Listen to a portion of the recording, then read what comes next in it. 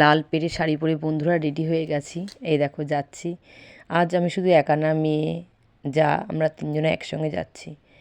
আর যাব কোথায় সেটাও তোমাদের জানাবো। তোমাদের না জানালে হয় বলো বন্ধুরা? তোমরাই তো সব। বাড়ির প্রয়োজনের পরই তোমাদের সাপোর্টে আমি আস্তে আস্তে একটু আগানোর চেষ্টা করছি। আর এই দেখো এখানে গ্রহরাজের পুজো করতে এসেছি বাতকুল্লায়। টিকিট কেটে মালসা নিতে হয়। তাই দেখো 9টা নবগ্রহ ঠাকুরের দেখো পরপর সাজিয়ে রেখেছে। 9টা পুরোহিত দিয়ে আমাদের বাতকুল্লার নবগ্রহ পুজো হয়। আর যেহেতু 9টা ঠাকুর, 9টা পুরোহিত তো লাগবেই। উপরে প্রচুর পাখার ব্যবস্থা ছিল, যেহেতু গরম পড়েছিল খুব।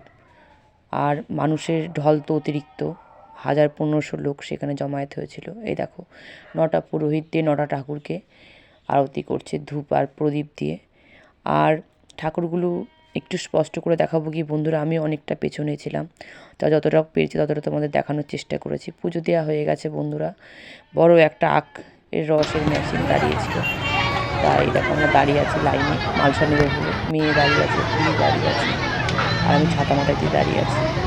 বাড়ি এসেছি বন্ধুরা, আখের রসকে টোটো করেও বাড়ি এসেছি। বাড়ি এসেই দেখো মালসা প্রসাদ দর্শন করো বন্ধুরা। প্রসাদ খেয়ে বন্ধুরা সুস্থই ছিলাম। সকলেই ভালো থেকো।